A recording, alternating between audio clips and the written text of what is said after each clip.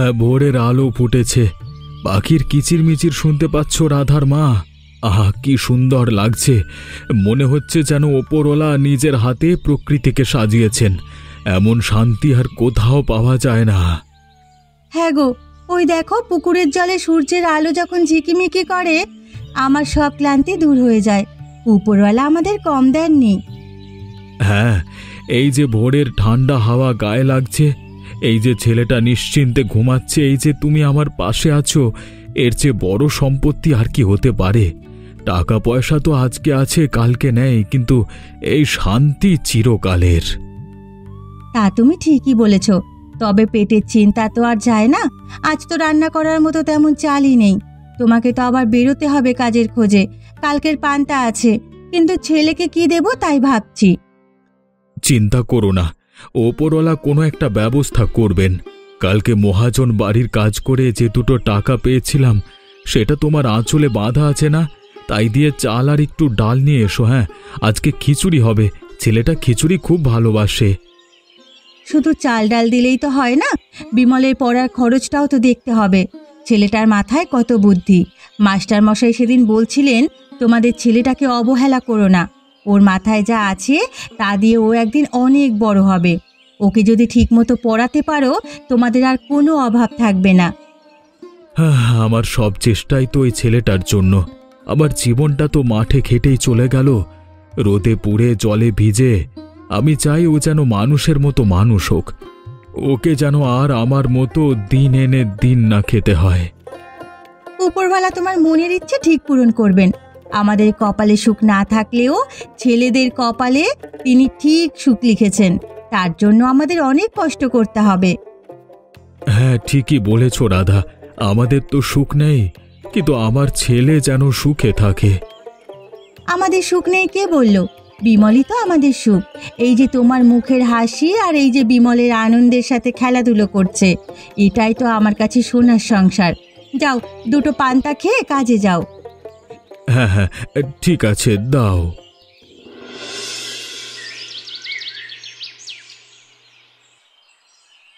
দিদি দেখ, আমার ঢিলটা কত দূরে গেল, একেবারে ওই শাপলা ফুলগুলোর কাছে। তুই তো ভারী সাহসী হয়েছিস, কিন্তু মাছ ধরায় আমার সঙ্গে পারবি? বাবা বলেন আমি নাকি তার মতোই পাকা মাছ শিকারী হয়েছি। এই দেখ, আজ সকালেই দুটো পুঁটি মাছ ধরেছি। মাছ চচ্চড়ি করবে। আমি তো মাছ ধরতে চাই না, আমি বড় হয়ে অফিসারের মতো বড় চেয়ারে বসবো, মাথায় পাখা ঘুরবে। বাবা আর তোমাকে একদম কাজ করতে দেব না। অফিসার? তুই হবি অফিসার? তার জন্য অনেক পড়তে হয় জানিস। শহরে যেতে হয়, কত বড় বড় বই পড়তে হয়। তোর মাথায় এত কিছু ঢুকবে? কেন কেন ঢুকবে না? মাস্টার মশাই তো বলেন আমার মাথা খুব ভালো, আমি সব মনে রাখতে পারি। আমি শহরে যাব, পড়ব, তারপর দেখবি আমাদের আর কোনো অভাব থাকবে না। মায়ের জন্য একটা লাল টুকটুকে শাড়ি আনবো, মা ওটা পরলে ঠিক রানীর মতো লাগবে। বাবার আর কাজই করতে হবে না। বাহ, তোর তো অনেক পরিকল্পনা। আর আমার জন্য কি আনবি ভুলে যাস না যেন। তোমার জন্য একটা মস্ত বড় ছিপ আনবো, সারা গ্রাম তোমাকে নিয়ে ঘুরবো, আর ভালো একটা ছেলে দেখে খুব ধুমধাম করে তোমার বিয়ে দিয়ে দেব দিদি। আচ্ছা ঠিক আছে, করিস, কিন্তু তার আগে চল দুটো শাপলা তুলে নিয়ে যাই। মাছ ভাজা করবে বলেছে, খেতে যা লাগে না গরম ভাতের সঙ্গে। হ্যাঁ হ্যাঁ চলো, কিন্তু দিদি আমাদের এই পুকুরটা খুব সুন্দর তাই না? জলটা কি পরিষ্কার! আমি যখন পড়তে পড়তে ক্লান্ত হয়ে যাই, এখানে এসে বসলে আমার সব ক্লান্তি চলে যায়। আমি বড় হলেও এই জায়গাটা ছেড়ে কোথাও যাব না, এখানেই থাকবো। কে তোকে যেতে বলেছে? আমরা সবাই এখানেই থাকবো, মা, বাবা, তুই আর আমি। আমাদের এই পুকুর পাড়েই তো আসল শান্তি। শহরের ওই ঘিঞ্জি জায়গায় মানুষ থাকে কি করে কে জানে।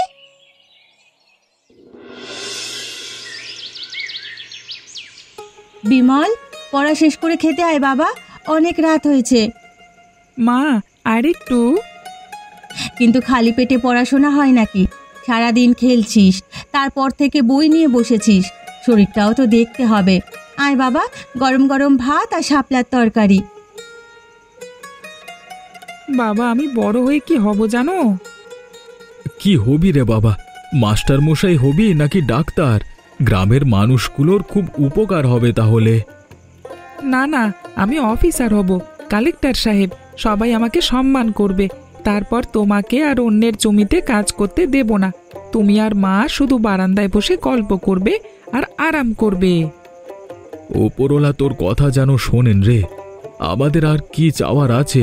শুধু তোরা দুজন মানুষের মতো মানুষ হ, ভালো থাক, তাহলে আমাদের সব কষ্ট সার্থক হয়ে যাবে। হ্যাঁ রে বাবা, তোর বাবা সারাদিন রোদে পুড়িয়ে জলে ভিজে যে পয়সা রোজগার করে তার পুরোটাই তোদের জন্য। তুই যদি বড় হয়ে তার মুখটা উজ্জ্বল করতে পারিস, আমাদের জীবনটা ধন্য হয়ে যাবে। আমি ঠিক পারবো মা, আমি কথা দিচ্ছি। তোমাদের কোনো কষ্টে আমি থাকতে দেব না। আমাদের এই ভাঙা ঘর আমি পাকা করে দেব। যা যা, এবার মায়ের কথা শোন, খেতে যা। অনেক রাত হয়েছে, কালকে সকালে আবার তোকে অনেকটা হেঁটে স্কুলে যেতে হবে। শরীরে শক্তি না থাকলে পারবি না।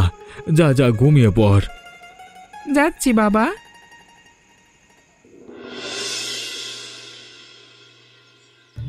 এই যে মশাই, শুনছেন? এদিকে আসুন। এটা কি আপনার বাড়ি? আগে বাবু, আমারই বাড়ি। আপনাকে তো ঠিক চিনতে পারলাম না, এই গ্রামে তো আগে দেখিনি। আমার নাম রায় চৌধুরী, আমি শহর থেকে আসছি। আপনাদের এই জায়গাটা আমার খুব পছন্দ হয়েছে, একেবারে নিরিবিলি শান্ত পরিবেশ, পুকুরটাও বেশ বড়। সে তো ওপরওয়ালার দয়া বাবু, আমরা বংশ পরম্পরায় এখানেই থাকি। আমার বাবা, তার বাবা, সবাই এই পুকুরের ধারের বাড়িতেই বড় হয়েছে। সে তো বুঝলাম। আসল কথায় আসি, আমি এখানে একটা ফ্যাক্টরি করতে চাই। দেশের উন্নতি হবে, আপনাদের গ্রামের উন্নতি হবে, 10 জনের কর্মসংস্থান হবে, বুঝতে পারছেন? ফ্যাক্টরি এই পুকুর পাড়ে? কিসের ফ্যাক্টরি বাবু? এখানে ফ্যাক্টরি হলে তো আমাদের এই শান্তি আর থাকবে না। ওসব অনেক বড় ব্যাপার, আপনারা বুঝবেন না। মূল কথা হলো এই জায়গাটা আমার চাই। আপনাকে আমি ভালো দাম দেব, এমন টাকা দেব যে আপনার 7 পুরুষ বসে খেতে পারবে, শহরে গিয়ে পাকা বাড়ি বানিয়ে থাকতে পারবেন। বলেন কি বাবু? এই ভিটে মাটি তো আমার প্রাণ।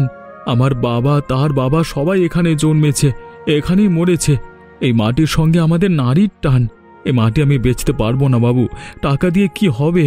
এই পুকুর, গাছপালা, এই শান্তি তো আর টাকায় কিনতে পারবো না। আরে রাখেন আপনার শান্তি। টাকা থাকলে শান্তির অভাব হয় না। পেটে ভাত না থাকলে শান্তি দিয়ে কি করবেন? আমি আপনাকে শেষবারের মতো বলছি, ভেবে দেখুন। ভালোয় ভালোয় রাজি হয়ে গেলে আপনারই লাভ। আমি আপনাকে 10 লক্ষ টাকা দেব। না বাবু, 10 লাখ কেন?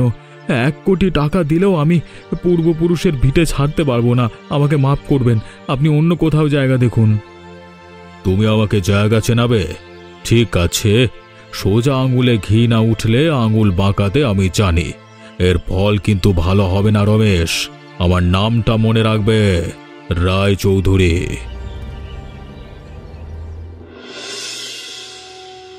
জমিদার বাবু, আমাকে বাঁচান। আপনি ছাড়া আমার আর কেউ নেই। এক শহরে বাবু আমার ভিটে মাটি কেড়ে নিতে চাইছে। আরে আরে, ওঠো ওঠো রমেশ, পায়ে পড়তে হবে না। কি হয়েছে সব খুলে বলো। কে তোমার জায়গা নিতে চেয়েছে? হ্যাঁ, আমার এলাকায় এমন বুকের পাটা কার হলো? হ্যাঁ, এক রায় চৌধুরী বাবু বলছেন ওখানে মদের না কিসের একটা ফ্যাক্টরি বানাবেন। আমি না বলায় আমাকে খুব হুমকি দিয়ে গেছেন, বলেছেন ফল ভালো হবে না। আপনি আমাদের মালিক, আপনি ছাড়া আমাদের আর কে আছে? আপনি একবার বারণ করে দিলে উনি আর এগোতে সাহস পাবেন না। রায় চৌধুরী, শুনেছি নামটা। শহরের অনেক বড় ব্যবসায়ী। তা তোমাকে তো ভালো দাম দিতে চেয়েছে নিশ্চয়ই। বাবু, টাকা দিয়ে কি হবে? ওই পুকুর, ওই মাটি, ওটাই তো আমার সব। আমার পূর্বপুরুষের ভিটে মাটি আমি কি করে ছাড়বো? আপনি একটু দেখুন বাবু, রক্ষা করুন। আরে চিন্তা করছো কেন? আমি থাকতে তোমার জমির দিকে কে চোখ তুলে তাকায় আমি দেখব। তোমার ভালো মন্দ দেখবার দায়িত্ব তো আমারই। আমি দেখছি ব্যাপারটা। তুমি এখন নিশ্চিন্তে বাড়ি যাও, আমি ওই রায় চৌধুরীকে ডেকে কথা বলবো। জমিদার বাবু, আপনি আবার শেষ ভরসা। আমি জানতাম আপনি আমাদের নিরাশ করবেন না। তাহলে আমি এখন আসি বাবু। যাও যাও রমেশ, যাও। আমি সব সামলে নেব, কোনো চিন্তা করো না।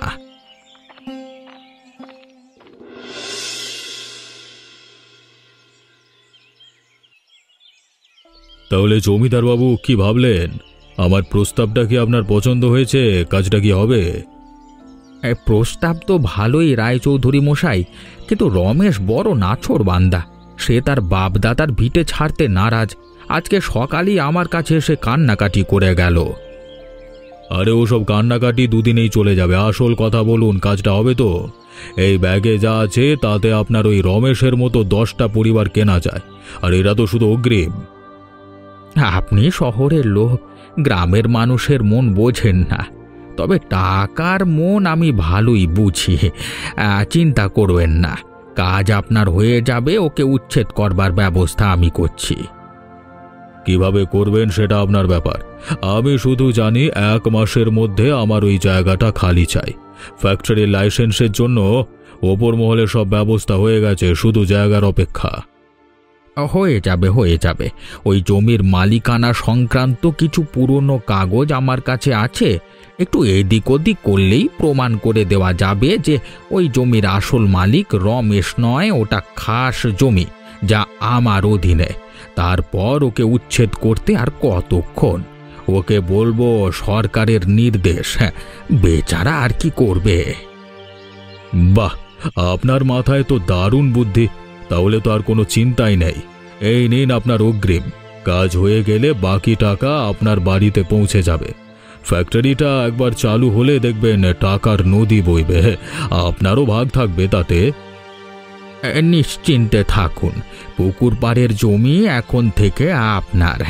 রমেশের সোনার সংসার এবার ভাঙবেই।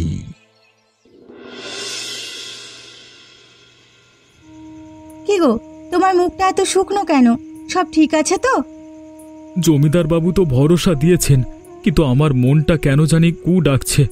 আজকে কাছারি বাড়িতে গিয়েছিলাম তার সঙ্গে আরেকবার দেখা করতে। পিয়নটা আমাকে ঢুকতেই দিচ্ছিল না, বলল জমিদার বাবু খুব ব্যস্ত। ব্যস্ত? তোমার চেয়ে জরুরি কাজ তার আবার কি আছে? তুমি তো বিপদে পড়ে গিয়েছিলে, উনি তো তোমাকে ভরসা দিলেন। সেটাই তো বুঝতে পারছি না। আর ওই শহরের বাবুটাকে আজকে আবার জমিদার বাড়ির দিক থেকে আসতে দেখলাম। একটা বড় গাড়ি নিয়ে এসেছিল। দুজন কি নিয়ে যেন হাসাহাসি করছিল। বলো কি গো, তাহলে কি জমিদার বাবু আমাদের সঙ্গে কোনো ছলনা করেছেন? টাকার লোভে পড়ে আমাদের সর্বনাশ করবেন না তো? চুপ করো, অলক্ষণে কথা মুখে আনতে নেই। তিনি আমাদের গ্রামের মালিক। আমাদের বাবা ঠাকুরদার আমল থেকে আমরা তার সাথে আছি। তিনি কেন আমাদের ক্ষতি করবেন? আমার কিন্তু একটুও ভালো লাগছে না। উপরওয়ালার কাছে দিনরাত প্রার্থনা করছি যেন কোনো বিপদ না আসে। ভয় পেও না, আমি কালকে আবার জমিদার বাবুর কাছে যাব। একটা হেস্তনেস্ত করতেই হবে। সাবধানে থেকো, এই লোকগুলো ভালো নয়। ওদের চোখে আমি লোভ দেখেছি, মায়া দেখিনি। জমিদার বাবু, একবার বাইরে আসুন। আমার সঙ্গে এমন ছলনা কেন করলেন? আপনার পেয়াদারা আমার বাড়িতে গিয়ে সব ভাঙচুর করবার হুমকি দিচ্ছে কেন?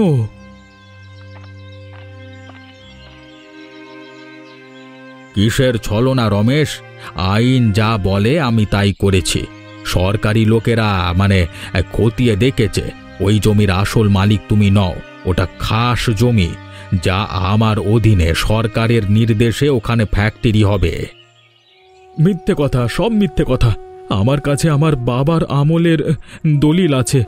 আপনি টাকার লোভে একটা গরিবের সর্বনাশ করছেন। মুখ সামলে কথা বলো রমেশ। তুমি আমার নামে অপবাদ দিচ্ছ। তোমার এই দলিল জাল। পেয়াদা, ওকে এখান থেকে দূর করে দাও। আর কালকে সকালের মধ্যে যদি জায়গা খালি না করে তাহলে ঘর দোর ভেঙে গুঁড়িয়ে দেবে, বুলডোজার লাগিয়ে সব উড়িয়ে দেবে। এমন করবেন না বাবু। আমাদের মাথা গোঁজবার ওইটুকুই তো আশ্রয়। ছেলে মেয়ে দুটোকে নিয়ে আমি এই বর্ষার দিনে কোথায় গিয়ে দাঁড়াবো? আপনার পায়ে পড়ি, দয়া করুন। দয়ার যুগ শেষ হয়ে গেছে রমেশ। এটা ব্যবসার যুগ। রায়চৌধুরী এখানে ফ্যাক্টরি বানালে গ্রামের উন্নতি হবে, কত লোকের কাজ হবে। মদের ফ্যাক্টরি দিয়ে কিসের উন্নতি হবে বাবু? আপনি তো সব জেনেও একটা অধমকে প্রশ্রয় দিচ্ছেন। গ্রামের যুবকদের সর্বনাশ হবে। ওপরওয়ালার বিচার করবেন, আপনিও এর ফল ভোগ করবেন একদিন। ওপরওয়ালা অনেক ওপরে থাকেন রমেশ। নিচে যা হয় তা আমার ইশারায় হয়। তোমাকে শেষবারের মতো সাবধান করে দিলাম, কালকের পর তোমাকে যেন আর এই জমিতে না দেখি। যাও যাও, দূর হও এখান থেকে, যাও।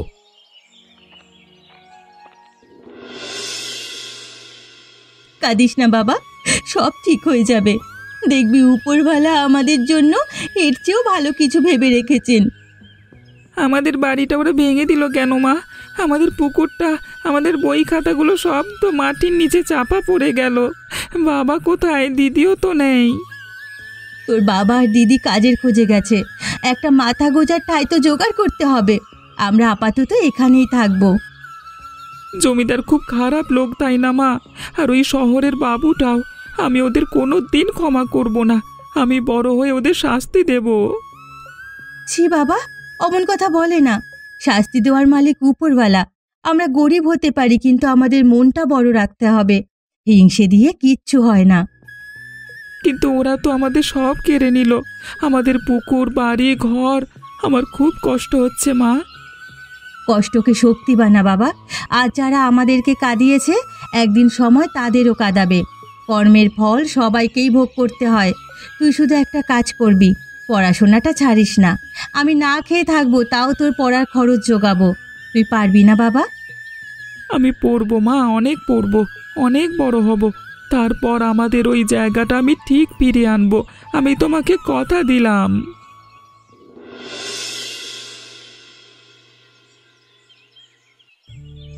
10টা বছর কেটে গেল বিমল। ভাবা যায়? মনে হয় এই তো সেদিনের কথা। সে ভাঙা পরিত্যক্ত বাড়িতে বসে মায়ের কোলে মাথা রেখে কাঁদছিলি, আর আজ তুই এত বড় অফিসার। আমার সব মনে আছে দিদি, প্রত্যেকটা দিন, প্রত্যেকটা মুহূর্ত। মায়ের সেই ছেঁড়া শাড়ির আঁচলে মুখ লোকানো, বাবার সেই অসহায় দৃষ্টি, কিছুই ভুলিনি আমি, ভুলতে পারি না। বাবা তো সেই শোকের পরেই মারা গেলেন।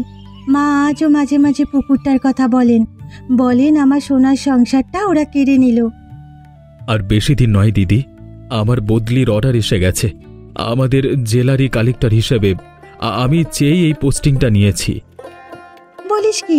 এই তো দারুণ কথা। তাহলে তো আমরা সবাই ফিরছি। হ্যাঁ দিদি, আমি ফিরছি। মাকে ছুঁয়ে যে প্রতিজ্ঞাটা করেছিলাম সেটা পূরণ করবার সময় এসে গেছে। রায়চৌধুরীর ওই মদের ফ্যাক্টরি আমাদের গ্রামটাকে শেষ করে দিয়েছে, কতগুলো পরিবার নষ্ট হয়েছে। কিন্তু ওরা এখন অনেক প্রভাবশালী। জমিদার হরিনাথ আর রায়চৌধুরী দুজনেই এখন এলাকার মাথা। টাকার জোরে ওরা সবকিছু কিনে নিয়েছে। ওদের সঙ্গে লড়তে পারবি তো?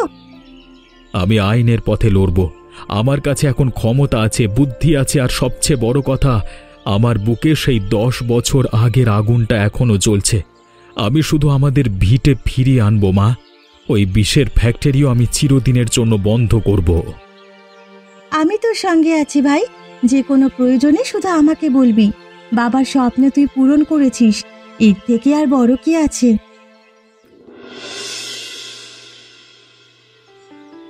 কে তুমি বাবা? তোমাকে তো ঠিক চিনতে পারলাম না। কি চাই? আমাকে চেনবার কথা নয়, কিন্তু আমি আপনাকে ভালোভাবেই চিনি জমিদার বাবু। আমি রমেশের ছোট ছেলে বিমল, সেই যে পুকুর পাড়ের রমেশ। রমেশ? কোন রমেশ? ও হ্যাঁ হ্যাঁ, মনে পড়েছে। তা বাবা, এত বছর পর হঠাৎ? বেশ বড় হয়ে গেছো দেখছি। কি করতে আসলে? আমি এই জেলার নতুন কালেক্টর। কালেক্টর? তুমি? এ তো খুব আনন্দের কথা। আমাদের গ্রামের ছেলে এত বড় পদে। আমি খুব খুশি হয়েছি, খুব খুশি। আনন্দ করবার সময় আপনি পরেও পাবেন। আমি কিছু পুরনো হিসেব মেলাতে এসেছি। 10 বছর আগে আপনি কিছু জাল দলিলের ভিত্তিতে আমার বাবার পৈতৃক জমিটা দখল করেছিলেন। সেই সংক্রান্ত ফাইলটা আমি আবার খুলেছি। ও সব তো অনেক পুরনো কথা বাপ। ভুল হয়ে গেছিল, বয়স হয়েছে, সব মনেও থাকে না।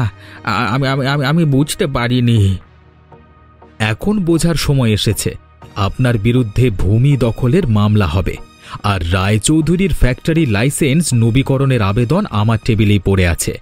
ফ্যাক্টরিটি যে খাস জমির উপর বেআইনিভাবে দাঁড়িয়ে আছে, সেই প্রমাণও আমার হাতে। আমি লাইসেন্স বাতিল করছি। বাবা, ভুল হয়ে গেছে বাবা, আমাকে ক্ষমা করে দাও। আমি বুড়ো মানুষ, ছেলে মেয়েরা আছে। এই বয়সে জেলে পাঠিয়েও না, সব ফিরিয়ে দিচ্ছি। ক্ষমা? যেদিন আমার বাবা আপনার পায়ে পড়েছিল সেদিন আপনার মনে দয়া হয়নি? যেদিন আমার পরিবারকে ঘন বর্ষার মধ্যে পথে বসিয়েছিলেন সেদিন আইন কোথায় ছিল? আইন সবার জন্য সমান জমিদার বাবু। আপনার পাপের শাস্তি আপনাকে পেতেই হবে।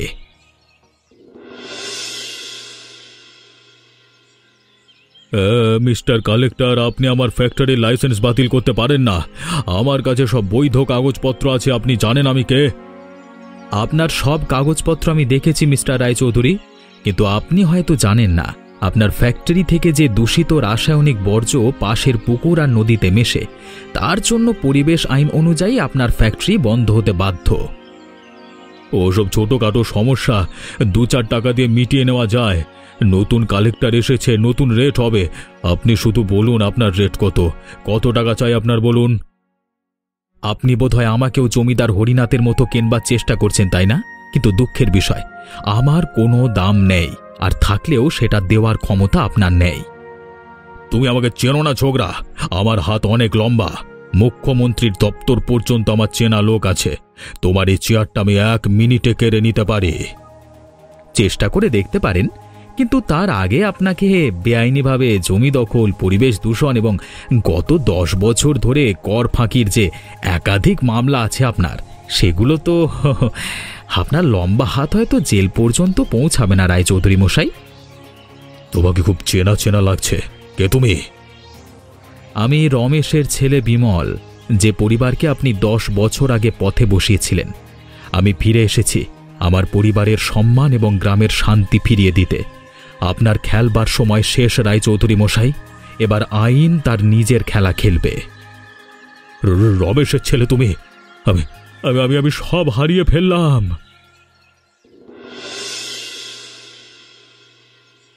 দেখো মা, আমাদের পুকুরটা আবার আগের মতো হয়ে গেছে। বিমল সরকারি লোক লাগিয়ে সব আবর্জনা পরিষ্কার করিয়েছে। জলটা আবার কি সুন্দর টলমল করছে। সব উপরওয়ালার ইচ্ছে আর আমার বিমলের চেষ্টা। তোর বাবা আজ বেঁচে থাকলে খুব খুশি হতেন। উনি বলতেন, এই মাটি আমাদের মা, আর সেই মায়ের কোলেই আমরা ফিরে এসেছি। আমি শুধু আমার কর্তব্য করেছি মা। এই মাটির ঋণ আমার উপর ছিল, বাবা আর তোমার কাছ থেকে পাওয়া শিক্ষা ছিল। ফ্যাক্টরিটা তাহলে সত্যি সত্যি বন্ধ হয়ে গেল? হ্যাঁ দিদি, রায়চৌধুরী আর জমিদার দুজনেই এখন আইনের হেফাজতে। তাদের সব সম্পত্তি বাজেয়াপ্ত করা হয়েছে। ওই ফ্যাক্টরির জায়গায় এখন গ্রামের ছেলে মেয়েদের জন্য একটা নতুন স্কুল আর একটা হাসপাতাল তৈরি হবে। তার অনুমোদনও আমি করিয়েছি। আমাদের সোনার সংসারটা তুই আবার ফিরিয়ে দিলি বাবা। সংসার তো ভাঙিনি মা, শুধু কিছুদিনের জন্য মেঘে ঢাকা পড়েছিল। আজকে আবার নতুন ভোর হয়েছে। দেখো, পুকুরের জলে সূর্যের আলো ঠিক আগের মতোই ঝিকমিক করছে। মনে হচ্ছে যেন বাবা আকাশ থেকে আমাদের দেখে হাসছেন। হ্যাঁ ভাই, বাবা যেখানেই থাকুন তার আত্মা শান্তি পেয়েছে। চল ঘরে চল, আমি আজ নিজের হাতে পায়েস রান্না করব। অনেক বছর পর আমার সেই পুরনো জায়গায় ফিরে পেয়েছি। চল বাবা, ঘরে চল। এমনই মজার মজার গল্প দেখতে আমাদের চ্যানেলটিকে সাবস্ক্রাইব করতে ভুলবেন না।